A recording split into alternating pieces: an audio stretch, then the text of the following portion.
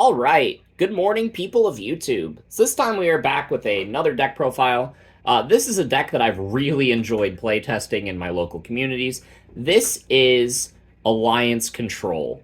So what this deck does is it beats your opponent down with bunnies, all the while you're playing cards like Magna Angemon Ace and Lilymon Ace to control their board and provide a lot of tempo. You can evolve those cards into cards like Shadow Seraphimon, maybe slam down a Death X. So you're recovering a lot. You have bunnies that have a lot of aggression, and then you have all of these security bombs that make decks like Fenrir Lugamon quake in their boots, right? So this is a really cool deck, and I think it's a deck that has a lot of positive matchups in the Bt14 format.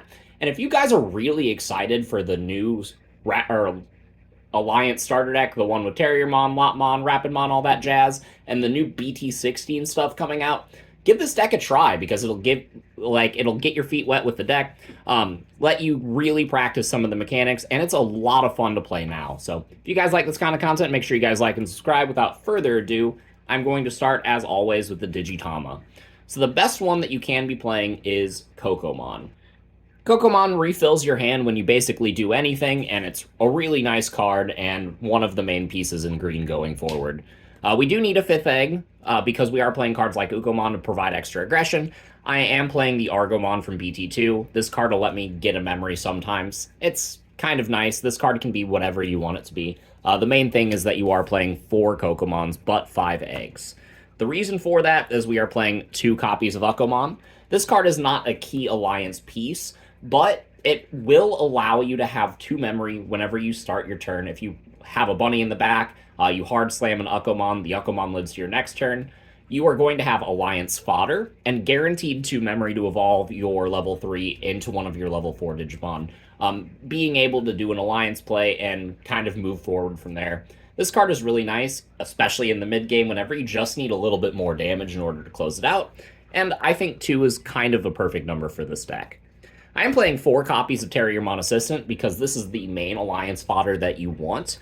Having a 5,000 boost on a rookie whenever you tap it for Alliance is really fantastic. Its inheritable effect is not as important in this deck as it was in the past, but it is still nice. You know, being able to Digivolve on attack for a reduced cost is really cool. I am playing 3 copies of the Searcher Terriermon from EX4. Has that same inheritable effect that if you suspend something with Alliance on your attack, you can reduce the evolution cost by 2 and then evolve this stack, which is really nice. But this card is also in here to just hard slam down early, get some 2-colored cards to our hands, and that's really nice. This card helps provide a little bit of consistency while also being a Terriermon name, which is really important because your level 4s evolve off of Terriermon or Lotmon. Speaking of Terriermon, we do have 3 copies of the BT, 3 Terriermon? Yeah, the Floodgate one that says your opponent can't gain memory other than by Tamers. This card is really fantastic, especially into decks like Fenrir, or decks that still play training, decks like Mirage Galgamon, anything that doesn't play fair and just gains a bunch of memory. This card helps stop while also being a Terriermon name. And then for the last rookie, we are playing 2 copies of Pamumon because this Floodgate is too good not to play this format. Preventing your opponent from playing Digimon by effects will turn off Bloomlord, it will turn off Fenrir, it will turn off Jessmon, it will turn off a lot of decks, and this card is just overwhelmingly fantastic into the BT14 format. So that is it for the rookies. On to the level 4s, it's pretty simple. I'm playing 4 copies of Terurimon and 4 copies of Wendigomon. So these are going to be our main Alliance pieces. The main difference is their color combo and their inheritable effects. So Terurimon can give something minus 2k, and Wendigomon can recycle a green card from your trash to your hand. This can even be something like Quartzmon, which is really fantastic.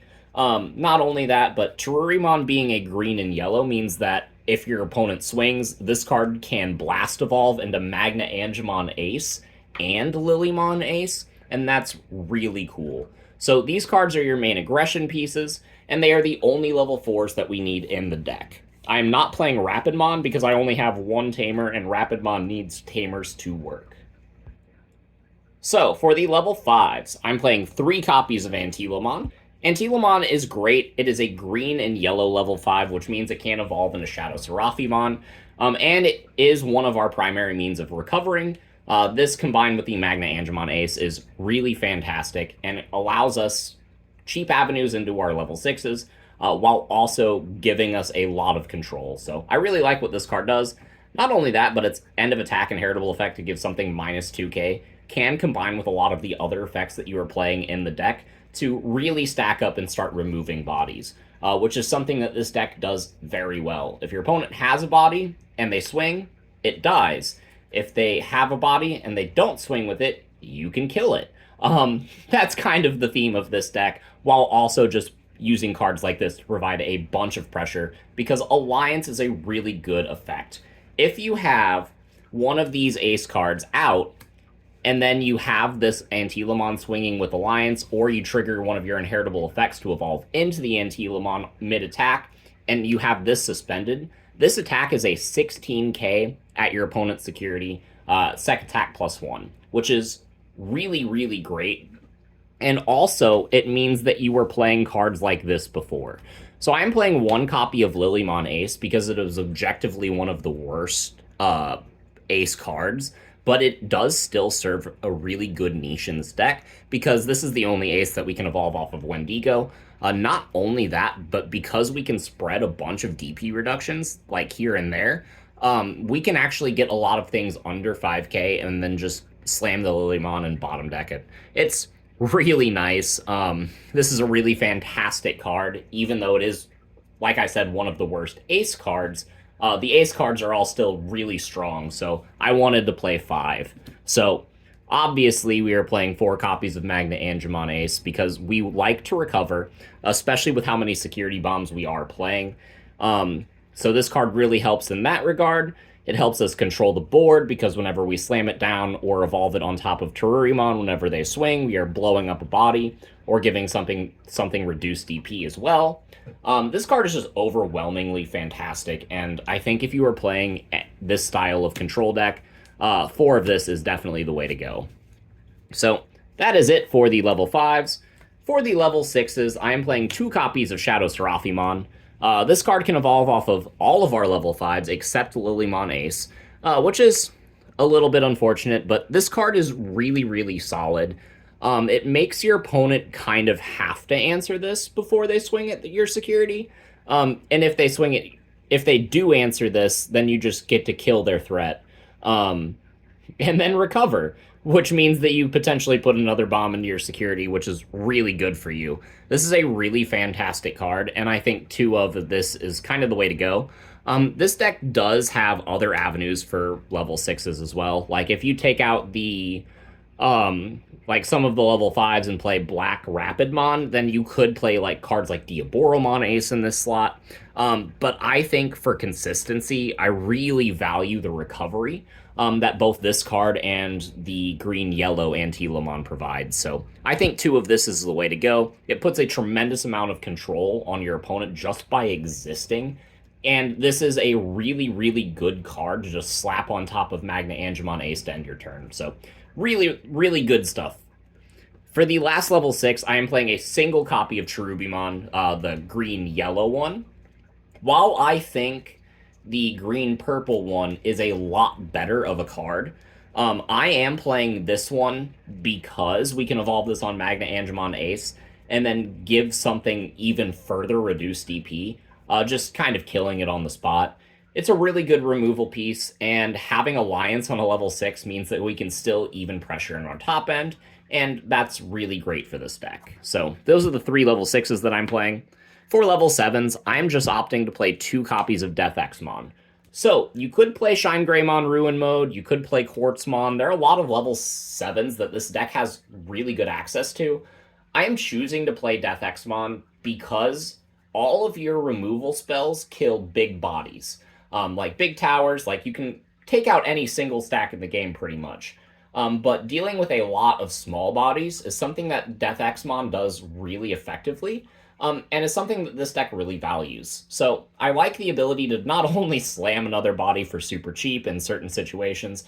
This card is prime Alliance food, by the way, so spending this for a 15k boost is really good. And this card is just overwhelmingly fantastic into a lot of matchups in the Bt14 format. So we are playing 2 copies of it. So for the Tamers, I am playing just 1. I'm playing a single copy of Kari Kamiya from Bt8. This card can make our Magna Angemon Ace a 3 cost whenever we hard slam it, and that's kind of nice. Sometimes you want to start at 3 memory, and sometimes you want to have a permanent yellow source for some of your options in play. That doesn't come up as often as you would think, so I'm very comfortable only playing 1 copy of this Tamer. So, for the option, this is where the deck gets objectively hilarious. We have 4 copies of Grandel Soul and 4 copies of Heaven's Judgment as our primary means of removal. So Grandel Soul is always going to be a 6 cost just because of how this deck works. If you swing with something, you're tapping that body and something else, and then cool, you have 2 suspended dudes in play. So if you want to hard slam this card from your hand, it is only 6 memory. That's fantastic, and it puts it to the bottom of the deck, which is even better. And Heaven's Judgment, we play so many different colored Digimon in this deck. Like, you can run into certain situations where this card is just a board wipe. Actually, in most situations, this card is kind of just a board wipe. Both of these cards kind of stop cards like Fenrir Luga and Black War Greymon whenever they're swinging, because they have to have very specific forms of protection in order to survive those. And it's really, really nice. Like, these cards are overwhelmingly fantastic, especially whenever your opponent hits it in security. I am playing 2 copies of Spiral Masquerade. This card is the best option that we have to not only choke our opponent, but also follow up the Magna Angemon Ace play. Because we will have just a lot of bodies in play. You can hard slam Magna Angemon Ace early in the game, give something minus 6k, get a recovery, potentially put one of these bombs into security. That's really nice. But then, let's say that wasn't enough. They will only be at a little bit of DP, and then your cards like Spiral Masquerade will finish them off. And potentially nuke all of their smaller bodies as well. This is a really phenomenal card, and while it did kind of fall off after Rookie Rush took a dive, I think that with the resurgence of cards like Ukomon, Rookie Rush is making a comeback, so Spiral Masquerade should as well. This is a really cool card, and I highly recommend that you guys test this out. I am playing just a couple more options in this deck. We want a couple more security bombs because we are recovering a lot, and we do want things to die if they swing at us. So these are kind of the options that you should consider playing. I'm playing 1 of each of them. We got Ground Fang, Lonky, Wyvern's Breath, and Chaos Degrade. So I'm going to start with Chaos Degrade, which is objectively the best card first. We don't play that many purple cards in the list. While I think 1 Chaos Degrade should find its way into this deck, I wouldn't play any more, because your main target for activating this and having a purple card in play from, like, if you need to use this from your hand, you need to have, like, the Wendigomon or a Death X in play, which doesn't happen often. But with how much you are recovering, like, having this card in your security is really good. And if you do play against a deck that is really difficult to remove their stack, this is typically one of the only ways that you can get it done. So I'd rather have this card in my list than not. And it's kind of one of those. But if you don't like it, you can replace it for one of these 3 other cards. Wyvern's Breath is just generically really good. Lonky is a little bit more situational, but with how much security manipulation you have in this deck, this card is also really good. And then Ground Fang is just kind of a worse Grandel Soul in most situations because this card doesn't suspend something whenever you activate it. That's not really great, but it does let you bottom deck something that is suspended and bottom deck a Tamer as well, which can seal up certain matchups. So having a lot of these options to wind up in your security is going to be really good for you. Especially with the cards like Antilamon, with the cards like Magna Angemon Ace. And then, you have bunnies to put on a lot of aggression. So if you like this kind of content, make sure you guys like and subscribe. Let me know what you guys thought in the comments down below, and we will see you all in the next video. Bye, everyone.